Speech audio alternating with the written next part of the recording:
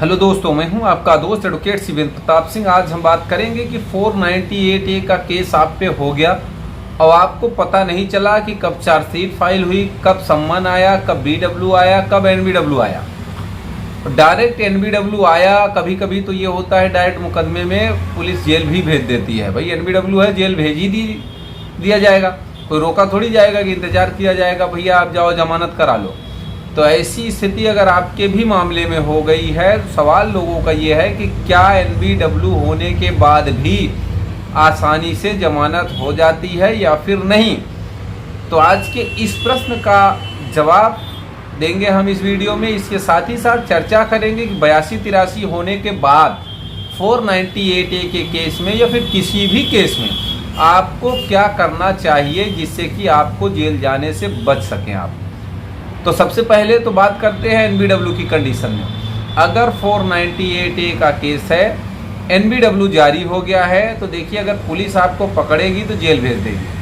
अगर NBW है तो NBW की कंडीशन में आप सीधे सरेंडर कराएं। सवाल ये भी है कि NBW होता है तो क्या सरेंडर कराने पर जमानत हो ही जाएगी या जेल भेज देगा। तो ध्यान रखें कि सरेंडर अगर आप करेंगे तो मजिस्ट्रेट कोर्ट से ही बेल उसी दिन तुरंत मिल जाएगी, कोई दो राय नहीं। शेष जनों की यानी कि पति के अलावा जो भी लोग हैं उनकी जमानत तुरंत हो जाएगी। पति की भी जमानत तुरंत होगी, लेकिन उसे अंतरिम पर छोड़ा जाएगा। मतलब ये कि 2-4 डेट में होने के बाद उसको फाइनल बेल मिलेगी, तब भी उसको जेल नहीं जाना होगा। यानी कि जिस दिन सरेंडर करेगा उसी दिन पति की भी जमानत आसानी से हो जाती है।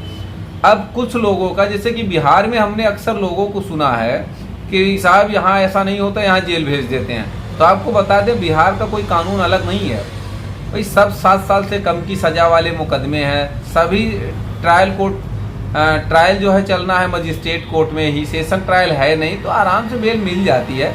अगर फिर भी आपको रिस्क लगता है कि सेम डे अपना लें, ब्रह्म सिंह की रूलिंग लगाते हुए, एक सुप्रीम कोर्ट की गाइडलाइन है उसको लगाते हुए आप कर लें। इसके अलावा अगर आपको बहुत ज़्यादा टेंशन है, बिल्कुल रिस्क नहीं लेना चाहते, लापरवाही भी नहीं बरत, खैर लापरवाही और टेंशन की बात होती नहीं, बेल आराम से हो जाती है। हज़ारों केस में तो हमने कराया। दूसरी बात ये कि अगर आप फिर भी चाहते हैं कि नहीं भैया हमको कोई रिस्क नहीं चाहिए, तो हाई कोर्ट जाओ, पैसा बर्बाद करो, डायरेक्शन लेके आओ। भाई आएंगे हाई कोर्ट में तो हम ही लोग को फ़ायदा होगा। भाई हमसे क्या मतलब कि आपका लोअर कोर्ट में हो जाएगा तो उसमें हमारा फ़ायदा थोड़ी है। फ़ायदा तो हम हाई कोर्ट में है तो हमको हाई कोर्ट का होगा आएंगे तो। लेकिन आपको मैं सही बात बताना हमारी जिम्मेदारी होती है, यूट्यूब चैनल की जिम्मेदारी होती है कि भैया आपको कोई भी बात अगर है तो सही मालूम हो। तो आराम से NBW की कंडीशन में भी जमानत हो जाती है। 498A का मामला है तो अब सवाल ये है कि केवल NBW नहीं है, 82-83 भी है। तो देखिए ध्यान रखें, 82-83 किसी भी मामले में तो आपको जमानत न सेशन से होगी और न फिर लोअर कोर्ट से होगी। किसी कीमत पे न लोअर देगा न सेशन देगा। 82-83 की कंडीशन में जेल भेज देगा।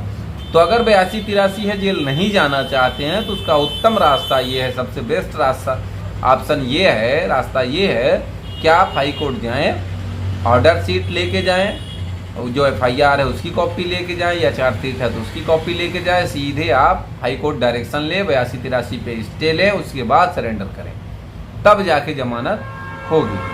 इसके अलावा अगर कोई शेष प्रश्न आपका छूट जाता है, या फिर कुछ लोगों का ये भी है कि भाई ठीक है हम सरेंडर कर देते हैं 82-83 होने के बाद भी, तो क्या उसी दिन हो जाएगी? ये रिस्क की बात है। अगर 82-83 के होते हुए आप सरेंडर करेंगे तो जेल जाने की प्रबल संभावना बनी रहेगी। तो उम्मीद करता हूँ, आशा करता हूँ आज की जानकारी आपको बेहद पसंद आई होगी। अगर जानकारी पसंद आई तो वीडियो को लाइक करें, शेयर करें, यूट्यूब चैनल को जरूर सब्सक्राइब करें।